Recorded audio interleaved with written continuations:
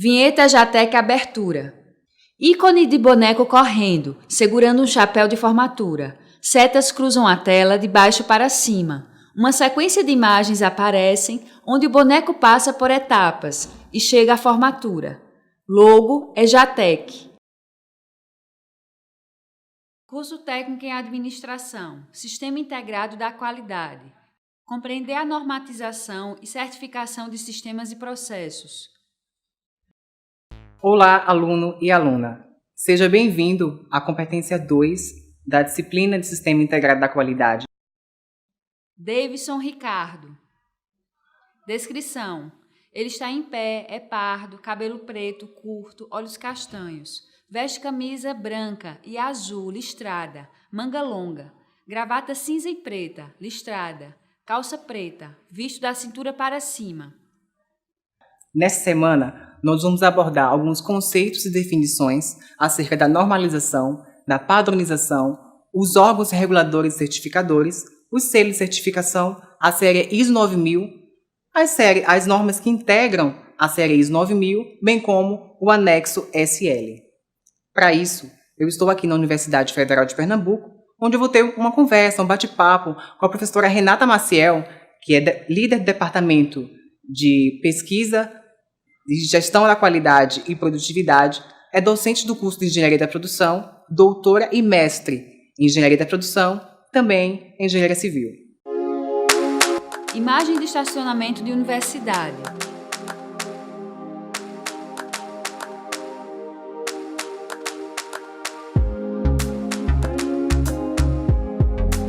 Imagem de estudantes no laboratório de informática.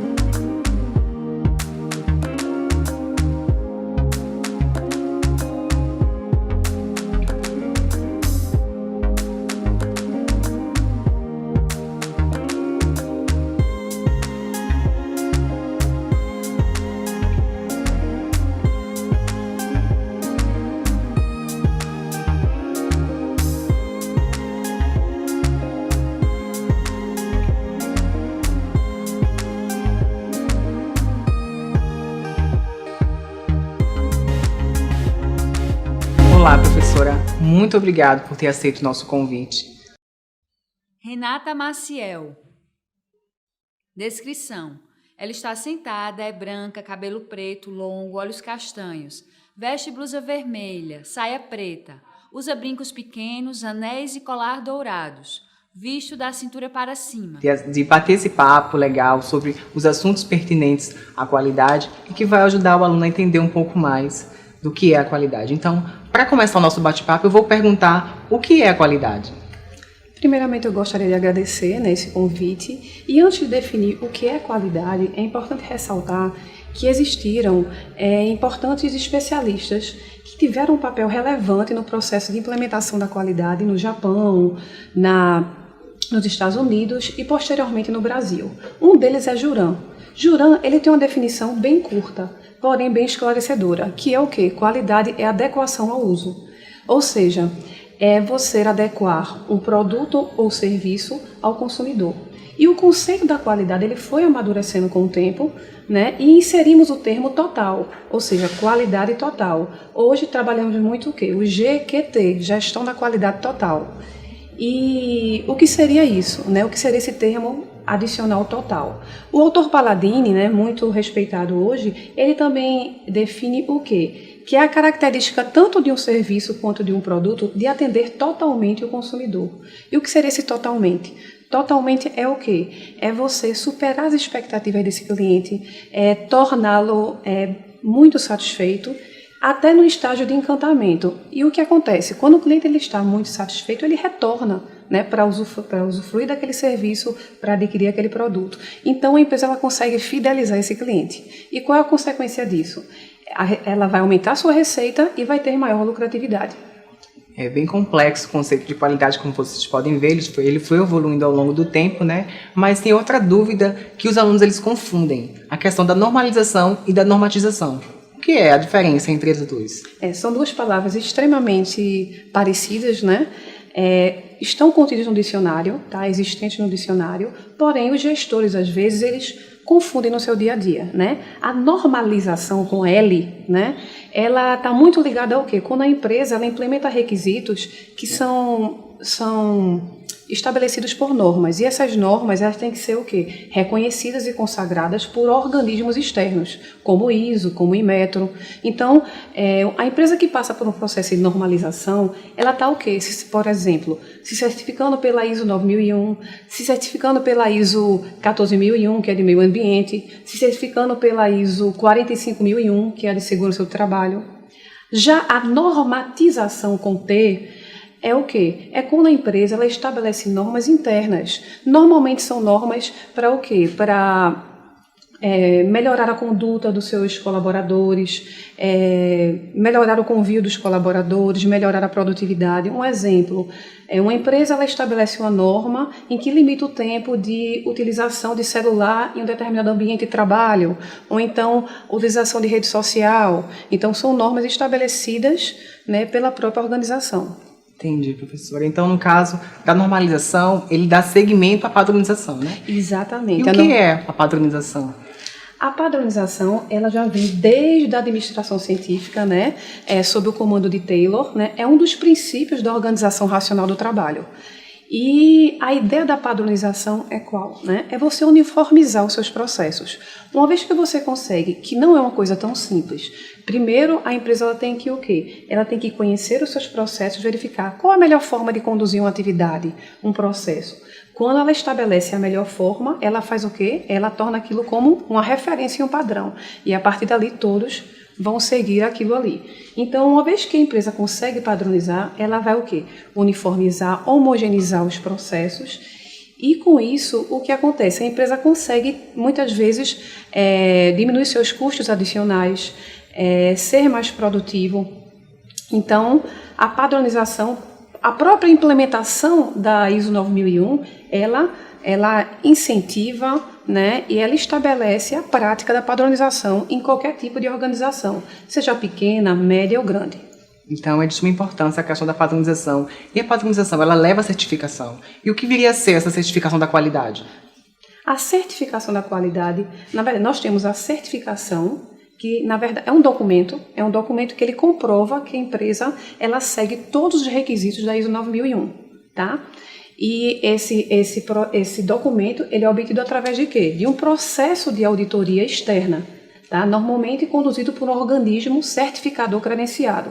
Então, a empresa ela passa por esse processo de auditoria externa, é avaliado e, se ela atende a todos os requisitos contidos na ISO, ela vai ter essa certificação com a duração de 3 anos. Mas é importante ressaltar que a empresa ela não pode relaxar, né? Ela tem que continuar dando continuidade ao programa, porque a cada ano existe a auditoria de quê? De manutenção.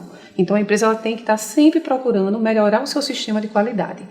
E quando eu falo em certificação, né? Como eu falei, é um documento, mas existe todo um processo de certificação que a empresa tem que se preparar. Então, ela passa por auditorias internas, né, conduzidas pelos próprios funcionários ou até por uma consultoria, para se sentir segura e apta para o quê? Para contratar o organismo certificador e seguir com o processo de auditoria e, ao final, a certificação que confere o selo de qualidade. Entendi. A senhora tocou num ponto importante que seria o organismo ISO, né? A senhora pode falar um pouco mais do que é o organismo ISO? Pronto. O organismo ISO é um organismo internacional, né? A ISO é o termo em inglês que significa, né, Organização Internacional para a Padronização. Existe até uma curiosidade, porque o termo em inglês, se a gente for colocar a sigla normal, fica iOS. E por que as pessoas usam ISO? Quando você vai ver o termo original em inglês, é iOS. Por quê? Porque resolveram estabelecer o termo ISO porque vem do prefixo grego de igualdade, lembra a padronização. A gente pode ver, por exemplo, isonomia, né? Então, usamos o termo ISO.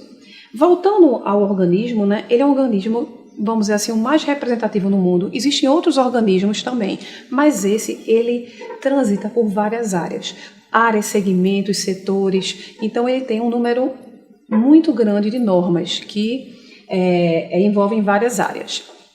Esse organismo O Brasil, é importante dizer que esse organismo ele desenvolve as normas são desenvolvidas por equipes de trabalho. Essas equipes de trabalho, comitês técnicos de trabalho, né, eles desenvolvem as normas e as normas só são colocadas para a sociedade, né, colocadas para o mercado, por meio de quê? De uma votação desses comitês de trabalho. Por exemplo, no Brasil, nós temos o comitê, o CB25, que é o Comitê Técnico de Qualidade. Tá? Ele tem lá o assento próprio no organismo, né? A sede é em Genebra, da ISO. E o que acontece? Esse comitê ele faz parte da elaboração, ele faz parte também da tradução para o português. E nós, aqui, empresas brasileiras, nós adquirimos a norma através da ABNT, que é a Associação Brasileira de Normas Técnicas. Então, a ABNT representa a ISO aqui no Brasil.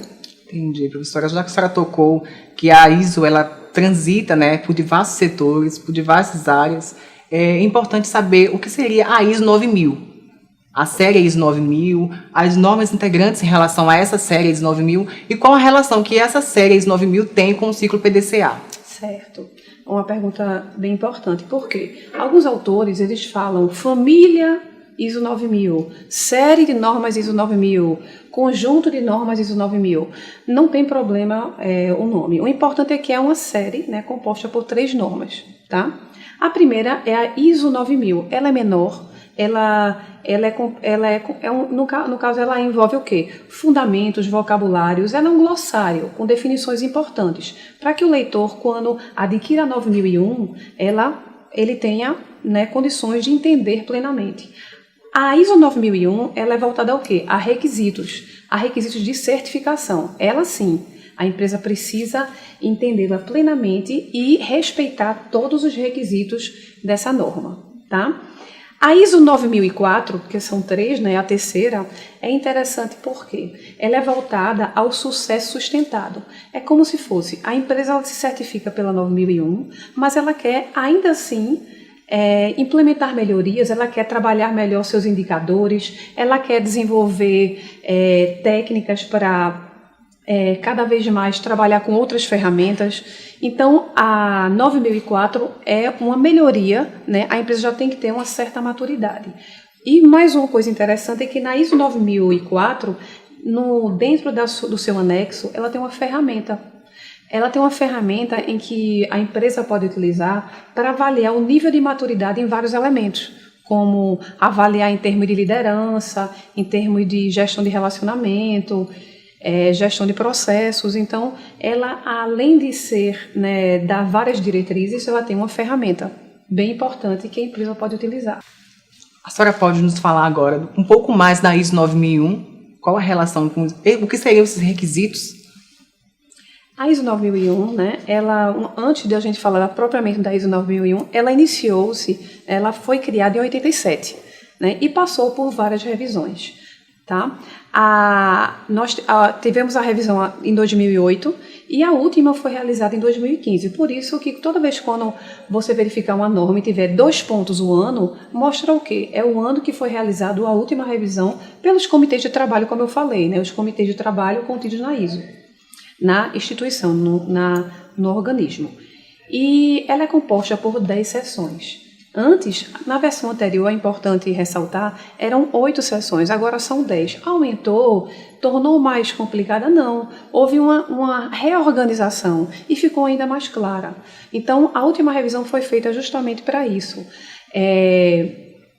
Alguns termos, como por exemplo, melhoria contínua é fundamental, mas percebeu-se na nova ISO, né, a versão mais atual, que também podemos ter melhorias contínuas, como também melhorias mais radicais, como quebra de paradigmas ou então melhorias ligadas à inovação. E outro ponto muito importante, a ISO 9001, ela tem que estabelecer, né, toda a sua documentação através de quê? Através de um manual da qualidade. Só que esse termo manual da qualidade, o manual vai continuar existindo, mas o termo da qualidade foi retirado. Agora é chamada informação documentada. Por quê? Né, a empresa tem que estabelecer, né, dentro dos seus requisitos, a política de qualidade, os objetivos de qualidade, essa informação documentada, que é o antigo manual da qualidade, né? E o que acontece? Para se preparar para utilizar também ferramentas técnicas E esses requisitos eles envolvem o quê? Envolvem toda a parte de melhoria, avaliação, produção, realização do produto ou do serviço. E uma coisa interessante aqui, a norma ela é universal, ela é aplicada a uma empresa de pequeno, médio, grande porte, a um restaurante, até uma indústria, uma siderúrgica, então ela pode ser em qualquer tipo de estabelecimento. Agora, o que aconteceu? Os setores, naturalmente, eles utilizaram a norma e direcionaram para o seu setor. Ou seja, você não pode modificar o conteúdo da norma, você pode melhorar a terminologia. Então, o setor da educação, ele fez uma adaptação da norma ISO 9001 para as instituições de ensino. A construção civil, ela também trabalhou a ISO 9001 e fragmentou em etapas. O setor automobilístico e a área de prestação de serviços de saúde, isso é muito importante. O conteúdo não modifica, mas algumas terminologias sim, até porque ela é uma norma genérica. Tá? Mas extremamente importante e que prepara a empresa para outros tipos de melhoria. E esses requisitos, mas só para a gente fechar, esses requisitos eles proporcionam o quê? Que uma vez que a empresa estabelece a padronização, o registro, ter condições de rastrear, ter um problema, identificar a raiz desse problema por meio de quê? De rastreabilidade, porque tem controle de tudo que entra, tudo que sai, tudo que é processado e tudo que sai, né? Até a disposição ao final da vida útil, se é reciclado, se é reutilizado. Isso facilita muito a empresa para o quê? Para ela entrar até no estágio do quê? De nível de excelência. Então, é muito importante e serve de base para outros tipos de melhoria. Como a senhora falou, existem alguns princípios nessa última versão que foi apresentada da ISO 9001-2015. Quais seriam esses princípios? A senhora poderia citar? Poderia, sim. Bem, como eu falei anteriormente, a versão 2008 ela era composta por 8 princípios da qualidade. E era uma coisa que percebíamos já que tinham 2 princípios muito parecidos, que era o princípio de abordagem de processo e abordagem de sistemas para a gestão. Tanto é que esses princípios foram unidos. Hoje é abordagem de processo, ou seja, dentre os 8 princípios da qualidade, esse é muito importante porque a empresa tem que ter uma visão sistêmica da qualidade, tem que ter uma visão do todo. Não só focar, por exemplo, no processo de fabricação. Eu tenho que me preocupar desde o planejamento do produto, do planejamento, abertura da empresa, pesquisa de mercado, todo o processo de fabricação. Então, temos que ter essa visão sistêmica. Obviamente que dentro dos princípios de qualidade temos o foco no cliente, que é a razão de ser da empresa, uma vez que nós como empresa, quando eu falo nós, é como empresa ou como gestor da qualidade, atuando para satisfazer esse cliente, ele vai retornar e vai cada vez mais fazer com que a empresa ganhe e tenha vantagem competitiva em relação aos outros concorrentes. Liderança, é um princípio importantíssimo, tem que ter um gestor da qualidade, a alta direção tem que estar extremamente comprometida, inclusive é um ponto que a última versão, que é a 2015, a atual, ela ressalta. A alta direção ela tem que estar envolvida no processo, ela tem que realizar análises críticas das auditorias internas, de relatórios de qualidade, relatórios de não conformidades encontrados na empresa. Então, esses princípios são muito importantes. A melhoria, como eu falei antes, pode ser melhoria contínua, pode ser uma melhoria mais radical, também é um ponto importante e um princípio básico da ISO 9001. A abordagem baseada em informações, ou seja, o gestor da qualidade, a empresa, a alta direção, ela precisa de quê? Ela precisa de um sistema de indicadores sedimentado para que a empresa se sinta segura para tomar decisões. Eu vou investir mais em qualidade, eu vou investir numa técnica, eu vou implementar um Six Sigma, eu vou implementar um gerenciamento pelas diretrizes, um WCM. Então, tudo isso é importante eu ter esses dados consolidados e sempre sendo alimentados e tabulados. E, por fim, a gestão de relacionamento. Na versão anterior, falava assim, relação mutuamente benéfica entre fornecedores. Mas esse princípio ele foi aberto para a gestão de relacionamento. Ou seja, não é só o fornecedor, mas sim toda a cadeia de valor. Então, eu tenho que me preocupar, eu como empresa, me preocupar com os fornecedores, com autoridades, com formadores de opinião, com o mercado concorrente, com tecnologias correlatas, então eu tenho que me preocupar e ter um relacionamento, né? Eu tenho que atender todos os stakeholders, ou seja, todas as partes interessadas.